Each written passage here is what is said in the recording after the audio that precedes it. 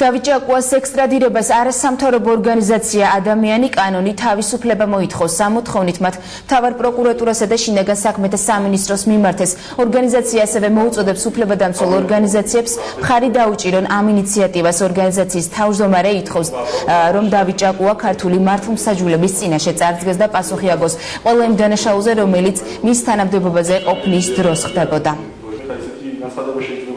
საჯელახსნობის დეპარტამენტის ყოფილმა უფროსმა დავით ჭაკუამ, რომელიც უშუალოდ გახავთ იმ სისტემის ნაწილი და უშუალოდ მისი დირექტივებით ხდებოდა ადამიანების წამება და ვანდალური ფაქტები, მოგეხსენებათ, რომ სულ რამდენიმე დღის წინ მისმა ადვოკატმა ველი ჯანაშვილმა გააკეთა განცხადება, რომ ის არენდობა ქართულ მართლმსაჯულებას და ის ჩაბარდა, ასე ვთქვათ, ვენაში, ავსტრიაში და ასე ვთქვათ, ის აუცილებლად დაამტკიცებს თავის, ასე ვთქვათ, უსამართლობას.